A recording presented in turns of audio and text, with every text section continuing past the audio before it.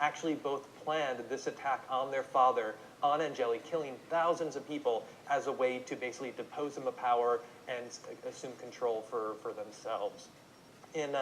Another thing worth pointing out is that in 2884, Dr. Russell Vallum decided to come to Croshaw and to Angeli in particular to show off what he thought was going to be the next big leap in scientific technology. He felt like humanity had kind of been stunted in where they are ever since Croshaw made that first jump into the system. So as a way to show off his speed of light travel engine that he had built, he brought everyone here, he brought in newspapers, everything to observe his first flight in the skies over Angeli.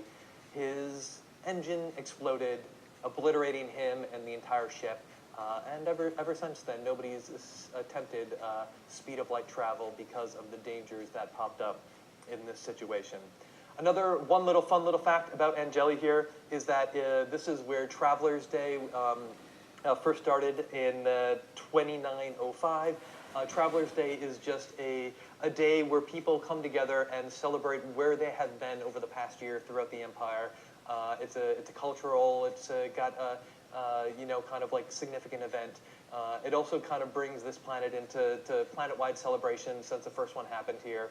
And in 2937, someone decided to take advantage of the celebrations and the fun and all the visitors that come here on Traveler's Day.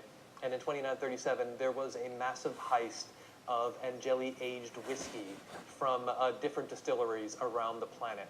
Now, for some reason, nobody's quite sure what the whiskey aged on Angeli is particularly good and coveted by people all around the Empire. So this, even though there were just massive casks of whiskey stolen from these distilleries, tons and tons of credits disappeared on that day. Who knows where they ended up on the black market. But if you're ever in the verse and you see some Angeli aged whiskey, that's the real good stuff. You don't want to toss that out. You want to hold on to that. So moving on, we are going to slide right over here to Van. This is the third planet in the system.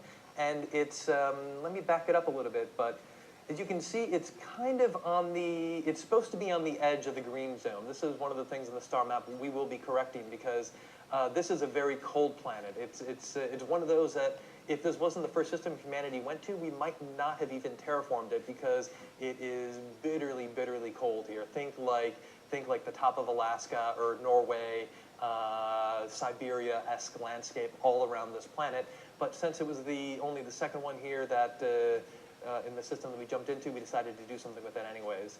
Now, just for your reference, like I said, it's supposed to be in the very edge of the green zone, and we've worked with people to figure out the exact numbers on this. The green band extends to 1.41 AU in this system, and Van's average orbital radius sits at 1.33 AU. So just to give you a little idea of how into the details we get in exactly the placement of these planets. What happened to Van is it became a bit of a commodities hub. It's a terrestrial planet. Since there wasn't allowed mining on Angeli, there was a bunch of mining here. A lot of different, there's some asteroid belts we'll talk about in a second. A lot of that stuff came through Van here. But it was always very cold. It built up these bigger cities because it was really the only other place to live on the planet. But as humanity expanded, took over more systems, built better places for people to live, the population shrunk. So there's a lot of abandoned buildings on the edge of the city here. There's just a lot of like dead space. An artist community has moved in and taken over. Some are squatting in a lot of these old abandoned buildings to do large visual art pieces. There's a movement, art movement there called the Spartan movement, which is very minimalistic paintings with these very bright colors and negative white space that reflect the white snow-covered planet. And the most notable feature which the Spartan movement pulls in is the auroras that appear in the sky above Van are just beautiful. Just these almost like curtains of color that fall down over the sky at certain times of the season. So it's a beautiful place to go, but it's not some place you want to get caught outside without a jacket on, that's for sure, because you won't last too long. Now, we move on out to the fourth planet in the system, We go here. This is Croshaw 4. This is the last one. It is a super Earth. It is rocky. It has no atmosphere, and all the resources have been pulled from it since humanity basically started in the system and just went at it. So the most interesting thing about this outer part of the system, because Croshaw 4 is a little boring, are the two asteroid clusters that sit in all the Grange points right here. You've got the Icarus cluster, and you've got the Daldis cluster right here. Now, Icarus is of particular interest if we move on in, because even though this is one of the first asteroid clusters that humanity has been mining over and over and over, it still has some surprises inside of it. A few years ago, there was a miner that was out there working a certain group of asteroids and found an old distress beacon dislodged into the side of it. It had been there for hundreds of years. After a bunch of detective work and going on some visits to museums and talking to different scientists and archaeologists, they discovered that this distress beacon actually came from the Goodman, one of the ships that was notorious for disappearing through the Nessa Triangle. Based on the coordinates that they found on the beacon in the Icarus cluster here, they were able to track and find the Goodman just floating in the black of the Croshaw system, and were able to recover it and take it to the Museo Museum in Angeli to show off, which is just an incredible find and a showcase that even though certain parts of this empire, certain parts of the UAE have been explored and searched over by humanity for centuries, there are still secrets to be discovered in the universe of Star Citizen. So that's a really quick tour of the Croshaw system, the first system outside of Sol that humanity ever called home. I'm sure all of you will be visiting it at some point. It should make for some interesting experiences here, as it's one of only, as you can see here, one of only two systems that connects to the Sol system. So if you'll be visiting Earth or Mars at any point in the game, you'll either be passing through Croshaw or Davian on the way there. I'm Adam Weezer. Thanks for watching another edition of Loremaker's Guide to the Galaxy, and we'll see you around the verse. Thank you for watching. So if you want to keep up with the latest and greatest, and this is Chris Roberts, please follow us on our social media channels. CEO and owner of Star Citizen. Have half an hour left on my memory cards, and I will do something else than this after I empty my memory card. Let's see how long the next video is. Julin, 40 minutes, we can do that. But I need to look my upload. I have to keep my upload running because I'm already 2 days behind.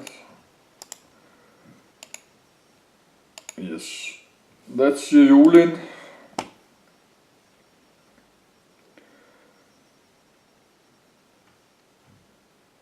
Yes, but small commercial break. I have to look if my upload is running. The sound is a little bit loud, I know that, but that's too bad. I just record this for fun.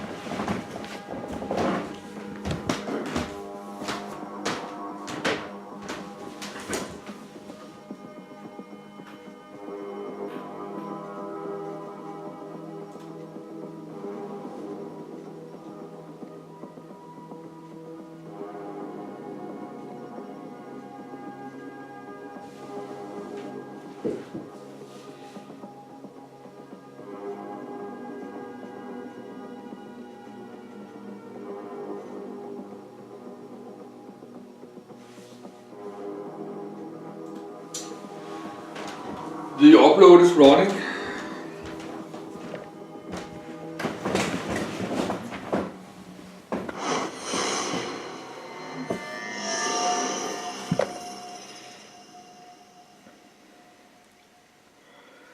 So let's just continue.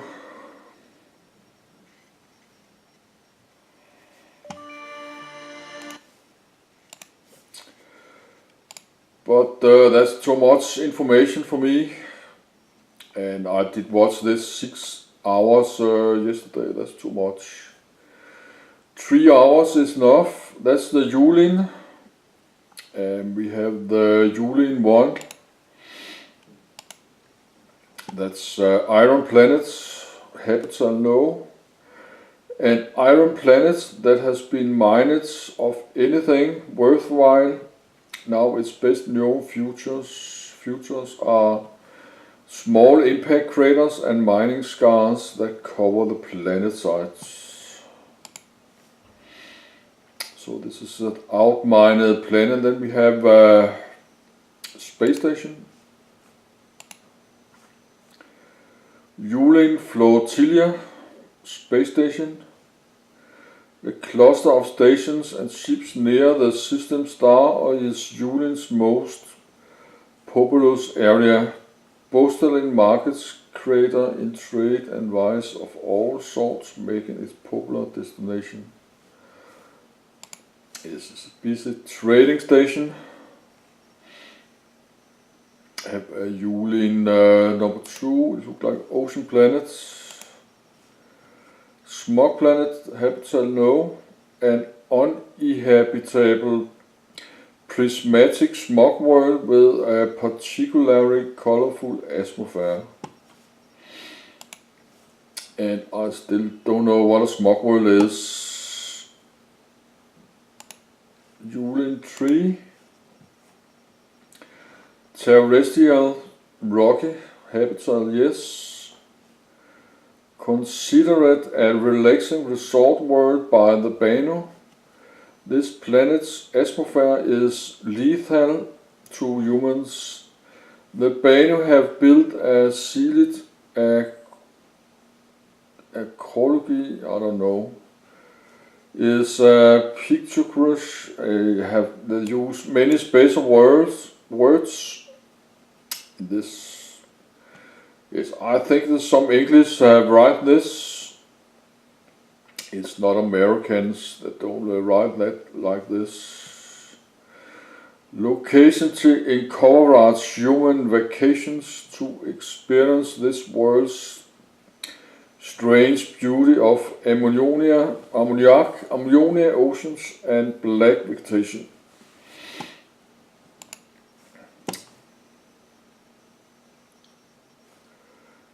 And yes, that's number 3.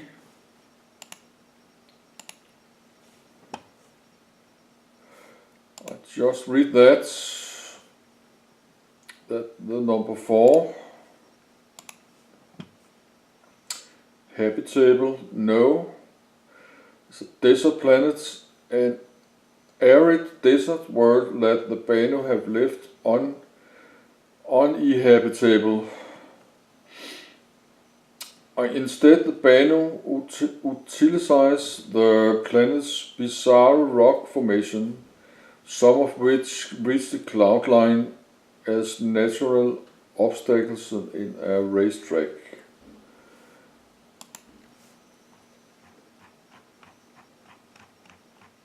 Oh yes, a big one. I have something here.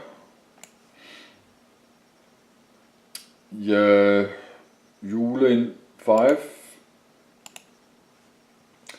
Ice giants. A large ice giant with extremely strong equatorial winds.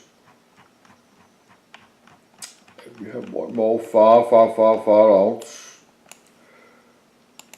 Yulin 6.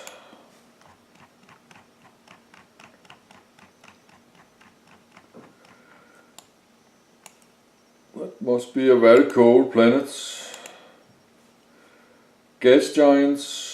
A gas giant whose outer atmosphere is composed of almost pure hydrogen. Yes, maybe mining hydrogen. Yes, but I have 22 minutes left on my memory card, so we have time enough for this.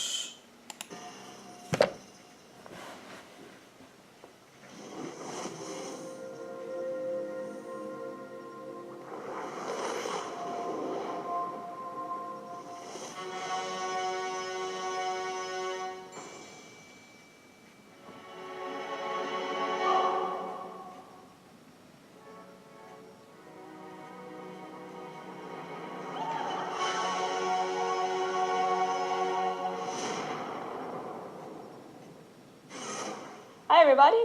Welcome to a new edition of Loremaker's Guide to the Galaxy. I'm the archivist, Sherry Heiberg, and if you're unfamiliar with Loremaker's Guide, it's a show where we, the lore team, go over different systems in the Star Citizen universe and give you an overview of their background, their current state, and we explore all the cool secrets that we can tell you.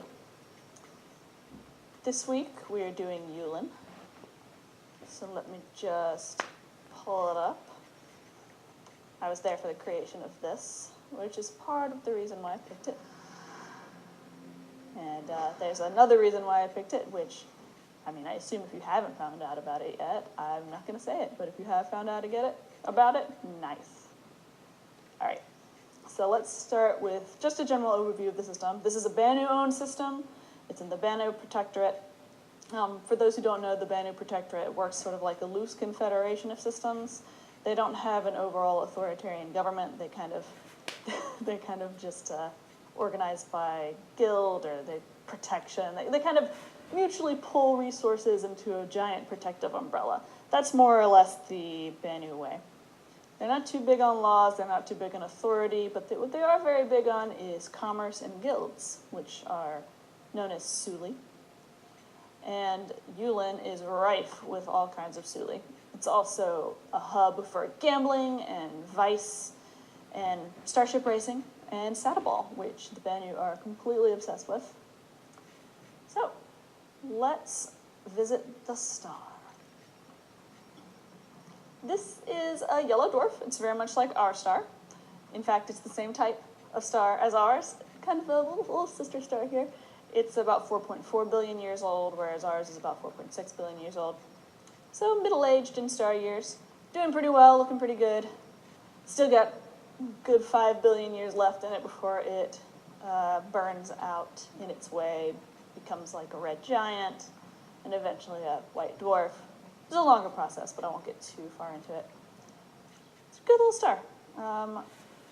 Another cool tidbit about yellow dwarfs that I just remembered is that they're about the third most common star in the universe, so about 7.5%. All right, let us check out Yulin 1. Wow, amazing. Yulin 1 is an iron planet. It doesn't have much in the way of atmosphere. It pretty much has no atmosphere. And it doesn't really have much in the way of lithosphere either. It's just kind of a burnt-out core that's been mined as much as it can be, being so close to the sun. It's got a bunch of craters all over it. Not terrifically interesting. So I'm not going to go too far over this because there's so many more interesting things to talk about in this system, such as the flotilla right here. Now, one of the things that we determined about the Banu while we were creating Banu systems was that there are flotillas of ships in every Banu system that are kind of serve as the commercial hub of the system. Now, this is in both systems with inhabitable worlds and without inhabitable worlds. It's not whether or not worlds are inhabitable, it's just sort of a thing that Banu do. They always have these giant collections of ships that are, some are permanent, some are like old space stations that they've converted into places where they can conduct business. Some are, people that go in and out, spaceship people, spaceship owners that go in and out to conduct business. And they all do their thing here in the flotilla. And I think the flotillas are very interesting and part of what make the Banu, what make the Banu themselves. And this flotilla especially is cool because not only is it a hub for vice and commerce, it's also the home for a well-known Suli of counterfeiters who have recently run into an issue with one of the local SO Suli, who's a guild leader, who lives in the Saddleball arena in the system. And I'm going to get to that in just a moment. And then we're going to move on to Yulin 2.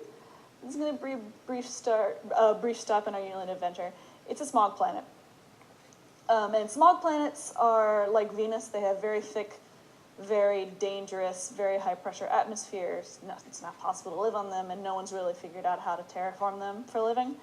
But what makes Yulin 2 interesting is that it has this beautiful rainbow-like atmosphere. I like that a lot, and the Banu have decided that they like it a lot as well, because they have built this incredible Saddleball arena around it. The Buloy Saddleball Arena, which is named after the current SO Suli in charge of Saddleball here in Yulin, and her name is Buloy Satukal. And she is currently at odds with the counterfeiters on the flotilla here in Yulin because they have been selling counterfeit tickets to Saddleball games to people who have stopped in the system to enjoy a nice game. Now, all is generally fair between Suli and Banu culture. Like, if you're a good counterfeiter, what you're expected to do is get away with it. You're expected not to get caught. But these counterfeiters are just not up to snuff. They keep getting, people who buy their tickets keep getting caught, and that makes Buloy madder and madder. And so she has begun arresting people who come in with counterfeit tickets and just keeping the prisoner or charging them an incredible amount of money so that they don't offend again. And this is starting to rub the counterfeiters the wrong way because it's affecting their business. So there's high tensions between these two Suli right now in Yulin that may or may not boil over at some point.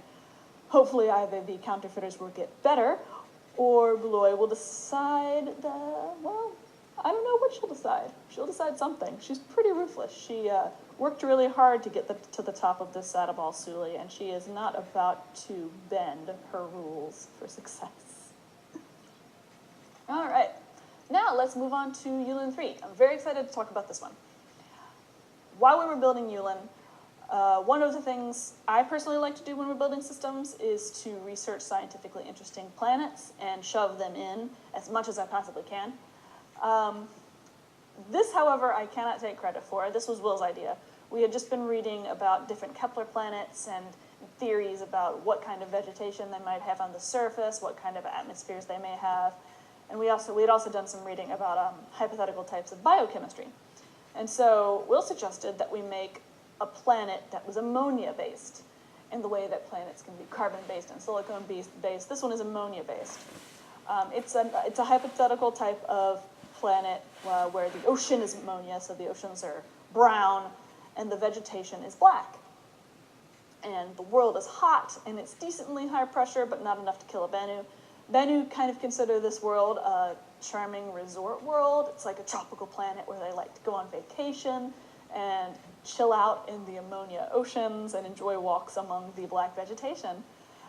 Humans, however, cannot survive in this kind of environment, so the Banu have kindly built an arcology, a sealed arcology, where humans can survive and enjoy some of the charms of Yulin 3 for a price, because these are the Banu.